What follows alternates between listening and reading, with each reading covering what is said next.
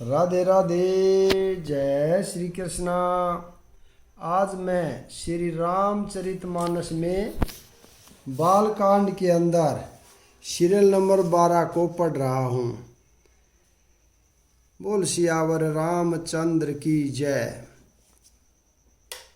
सिय बेसु सती जो किने तेहि अपराध शंकर परिहरी। हर वीर जाइए बहोरी पितु के जग जोग नाल जरी। अब जन्मे तुम रे भवन निज पति लागी दारुण तपु किया। अस जानी संशय तजो गिरिजा सर्वदा शंकर पिया। सती जी ने जो सीता का वेश धारण किया उसी अपराध के कारण शंकर जी ने उनको त्याग दिया। फिर शिव जी के वियोग में ये अपने पिता के यज्ञ में जाकर वहीं योगाग्नि में भस्म हो गई। अब इन्होंने तुम्हारे घर जन्म लेकर अपने पति के लिए कठिन तप किया है, ऐसा जानकर संदेह छोड़ दो। पार्वती जी तो सदा ही शिव जी की अर्धांगिनी है। सुनी नारद के वचन तब सब कर मिटा विषाद। क्षण महु व्याप्यु सकल पुर घर घर यह संवाद। तब नारद के वचन सुनकर सबका विषाद मिट गया और क्षण भर में यह समाचार सारे नगर में घर घर फैल गया। तब मैं ना हिमवतु अंधे पुनि पुनि पार्वती पद बंदे। नारी पुरुष शिशु जुबा सहाने नगर लोग सभी अति हर्षाने। राम सिया राम जय जय राम। तब मैना और हिमवान आनंद में मगन हो गए और उन्होंने बार बार पार्वती के चरणों की वंदना की। स्त्री पुरुष बालक युवा और वृद्ध नगर के सभी लोग बहुत प्रसन्न हुए। लगे होनपुर मंगल गाना सजे सबई हाटक घटनाना। भांति अनेक भई जेव नारा सूप शास्त्र जस कछु व्यवहारा। नगर में मंगल गीत गाए जाने लगे और सबने भांति भांति के सुरवन के कलश सजाए। पाक शास्त्र में जैसे रीति है उसके अनुसार अनेक भांति की जो नार हुई यानी रसोई बनी। सो जेव नार की जाई बखानी बसही भवन जही मातु भवानी। सादर बोले सकल बराती विष्णु बिरचि देव सब जाति। सिया राम सिया राम। जिस घर में स्वयं माता भवानी रहती हो वहाँ की जो नार यानी भोजन सामग्री का वर्णन कैसे किया जा सकता है। हिमाचल ने आदर पूर्वक सब बरातियों को विष्णु ब्रह्मा और सब जाति के देवी देवताओं को बुलवाया। विविधि पाति बैठी जेव नारा लागे फरूसन निपुण सुआरा। नारी वृद्ध सुन जेवत जानी लगी देन गारी मृदुबानी। भोजन की बहुत सी पंगतें बैठी चतुर रसोइये परोसने लगे। स्त्रियों की मंगलियां यानी देवताओं को भोजन करते जानकर कोमल वाणी से गालियां देने लगी। गारी मधुर सवर देही सुंदरी विज्ञ वचन सुनावही। भोजन करही सूर्यति विलभु विनोद सुनि सचु पावही। जेवत जो बड़ियो अंधुषो मुख कोटेहु न पैर कहो। अचुवाई दीने पान गवने बारइयो, सिया राम सिया राम। सब सुंदरी स्त्रियां मीठे स्वर में गालियां देने लगी और स्वयं भरे वचन सुनाने लगी। देवगण विनोद सुनकर बहुत सुख अनुभव करते हैं, इसलिए भोजन करने में बड़ी देर लगा रहे हैं। भोजन के समय जो आनंद बढ़ा वह करोड़ों मुख से भी नहीं कहा जा सकता। भोजन कर चुकने पर सबके हाथ मुंह धुलवाकर पान दिए गए। फिर सब लोग जो जहाँ ठहरे थे वहाँ चले गए। बहुरी सुनी है हिमवंत कहू, लगन सुनाई आय।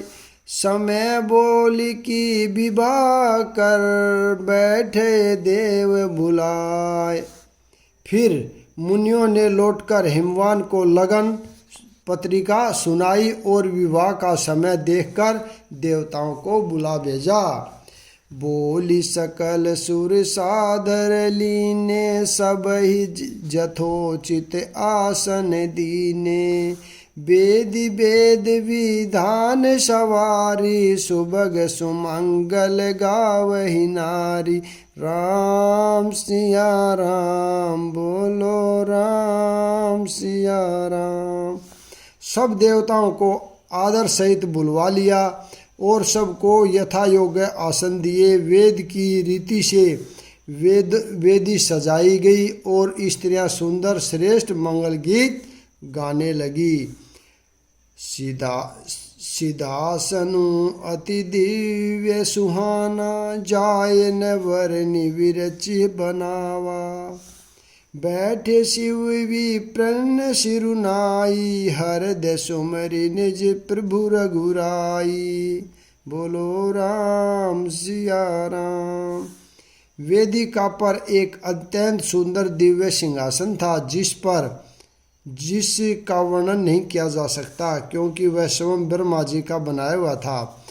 ब्राह्मणों को सिर नवाकर और हृदय में अपने स्वामी श्री रघुनाथ जी का स्मरण करके शिव जी उस सिंहासन पर बैठ गए।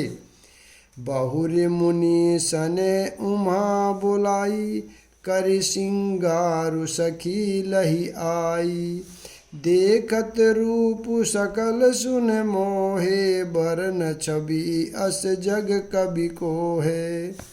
फिर मुनिवरों ने पार्वती जी को बुलाया। सखियां श्रृंगार करके उन्हें ले आई। पार्वती जी के रूप को देखते ही सब देवता मोहित हो गए। संसार में ऐसा कवि कौन है जो उस सुंदरता का वर्णन कर सके। जगदम्बिका जानी भव भामा, सुर न मन ही मन किन प्रणामा। सुंदरता मर्याद भवानी, जाय न कोट ही बदन बखानी। पार्वती जी को जगदम्बा और शिव जी की पत्नी समझकर देवताओं ने मन ही मन प्रणाम किया। भवानी जी सुंदरता की सीमा है, करोड़ों मुखों से भी उसकी शोभा नहीं की जा सकती। कोटहु बदन नहीं बैन बरनत, जग जननी शोभा महा।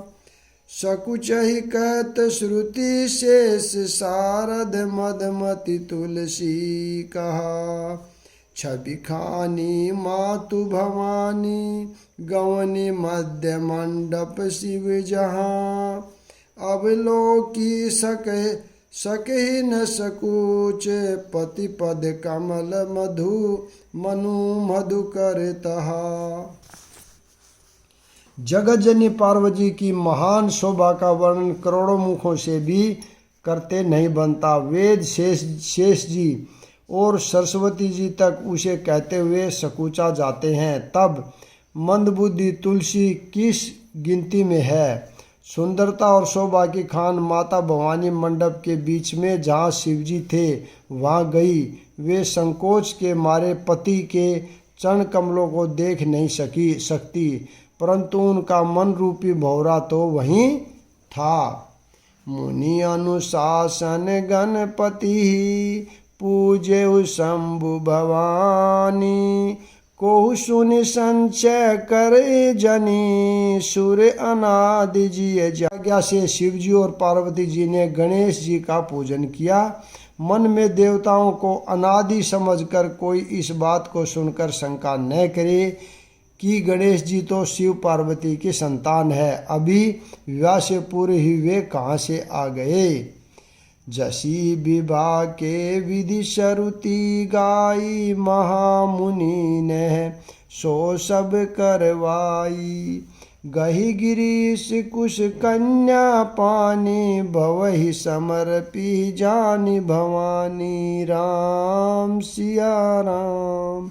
वेदों में विवाह की जैसी रीति कही गई है, महामुनियों ने यह सभी रीति करवाई। पर्वतराज हिमाचल ने हाथ में कुश लेकर तथा कन्या का हाथ पकड़कर उन्हें भवानी जानकर शिव जी को समर्पण किया। पानी ग्रहण जब किन्न महेशा, ही हर से तब सकल सुरेशा। वेद मंत्र मुनि बर उच्च रही, जय जय जय शंकर सुर करही।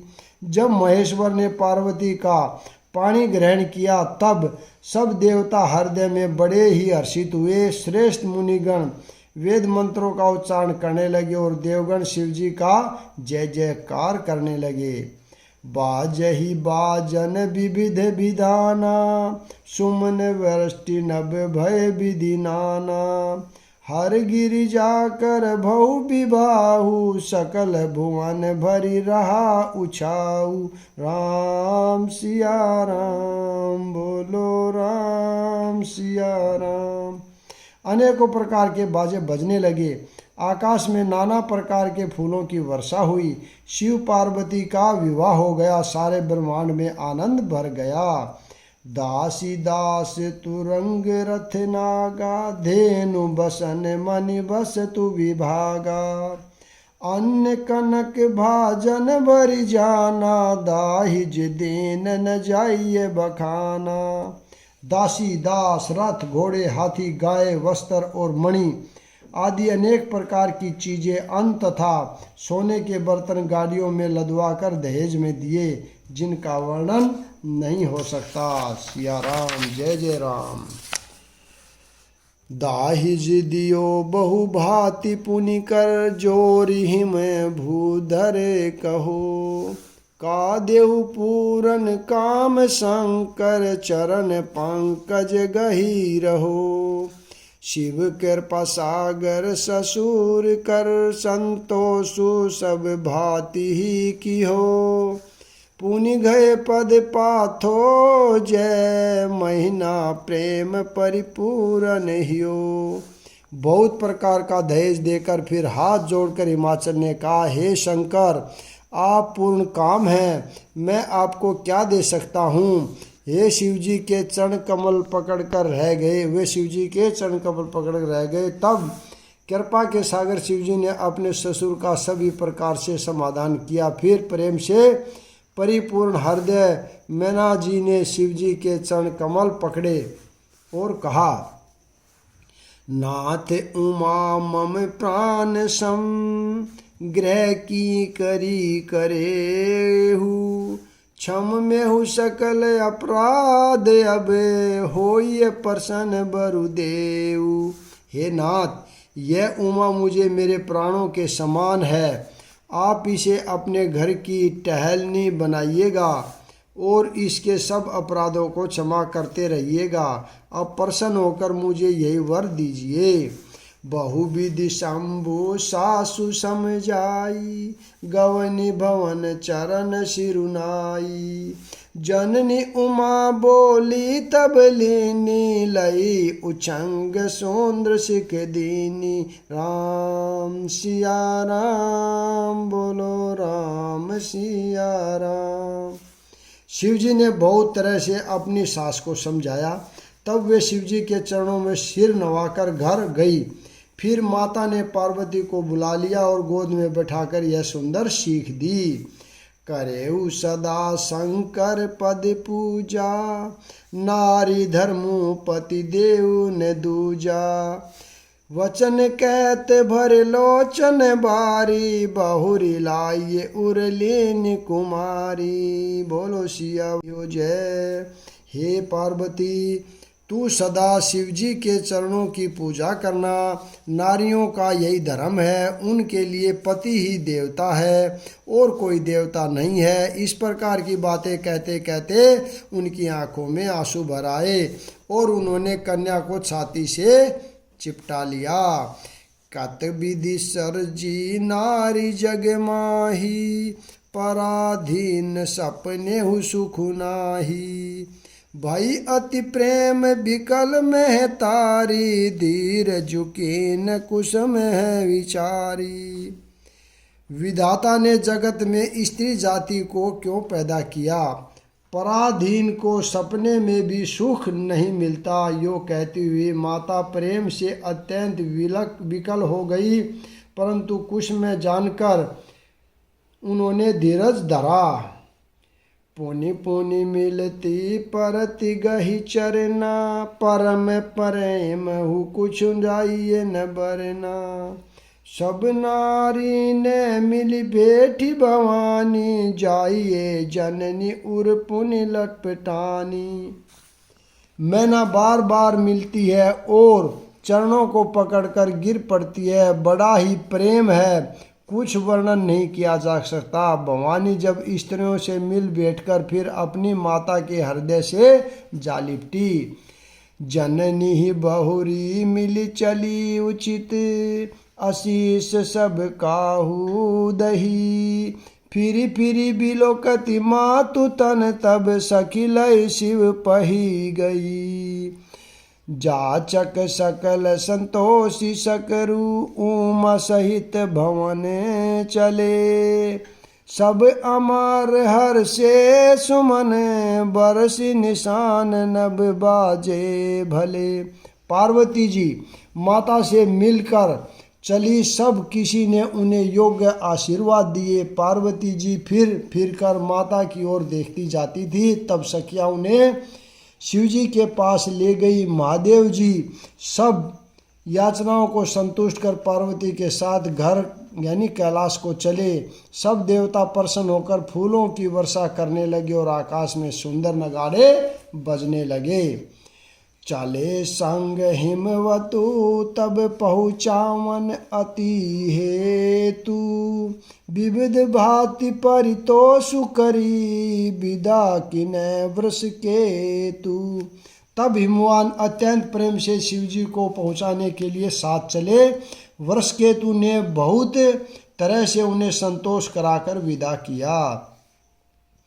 तुरंत भवन आए गिरिराई, सकल शैल सर लिए बोलाई। आदर दान बिनय बहुमाना, सब कर विदा के नहिमवाना। पर्वतराज हिमाचल तुरंत घर आए और उन्होंने सब पर्वतों और सरोवरों को बुलाया। हिमवान ने आदर दान विनय और बहुत सम्मान पूर्वक सबकी विदाई की।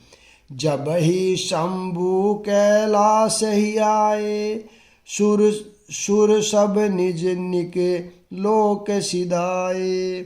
जगत मातु पितु शंभु भवानी, तेई सिंगारु न कहु बैखानी। जब शिवजी कैलाश पर्वत पर पहुँचे तब सब देवता अपने अपने लोकों को चले गए। यानी तुलसीदास जी कहते हैं कि पार्वती जी और शिवजी जगत के माता पिता हैं, इसलिए मैं उनके श्रृंगार का वर्णन नहीं करता। करही विविध विधि भोग विलासा, गणन्य समेत बसहि कैलासा। हर गिरिजा बिहार नित नैनु, नेहूँ एहि विधि विपुल काल चली गए हूँ। शिव पार्वती विविध प्रकार के भोग विलास करते हुए अपने गणों सहित कैलाश पर रहने लगे। वे नित्य नए विहार करते थे। इस प्रकार बहुत समय बीत गया। बोल सियावर रामचंद्र की जय हो। तब जन्मे हु सटे बदन कुमारा, तारकु असुरु समर जेहि मारा। आगम निगम प्रसिद्ध पुराना ससन सन्मुख जन्मु सकल जग जाम। सिया राम बोलो राम सिया राम।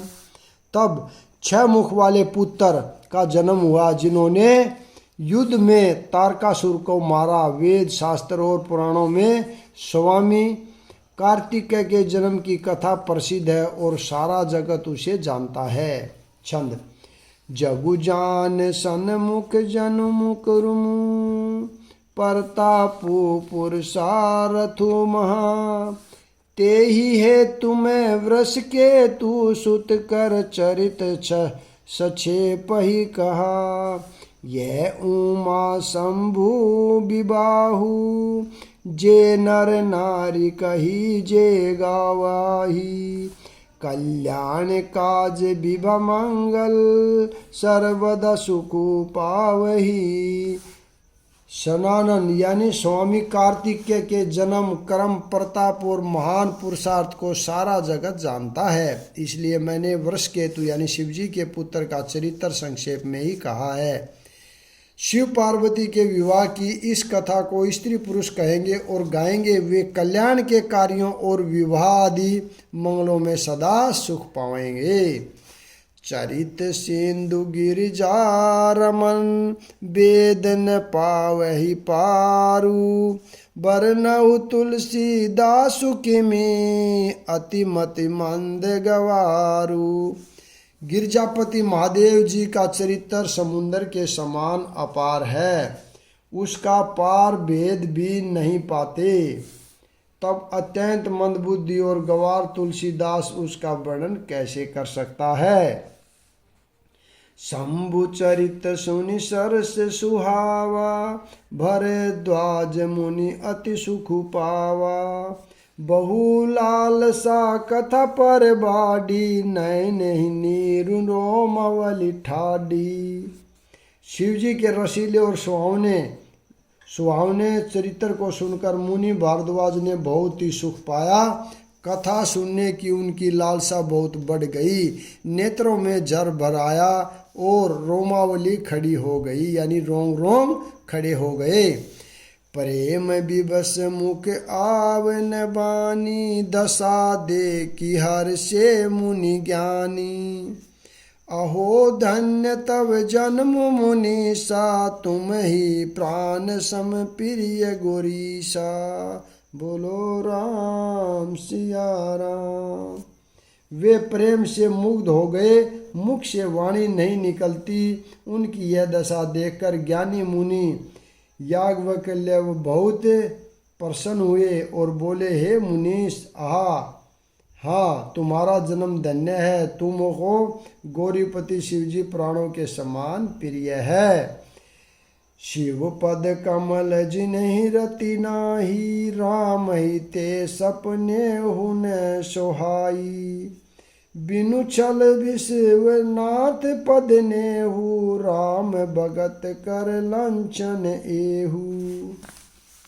शिवजी ने चरण कमलों में जिनकी प्रीति नहीं है वे श्री रामचंद्र जी को सौंपन में भी अच्छे नहीं लगते। विश्वनाथ श्री शिवजी के चरणों में निष्पक्ष यानी विशुद्ध प्रेम होना यही राम भगत का लक्षण है। शिव सम को रघुपति व्रति धारी। बिनु अद तज सती असी नारी।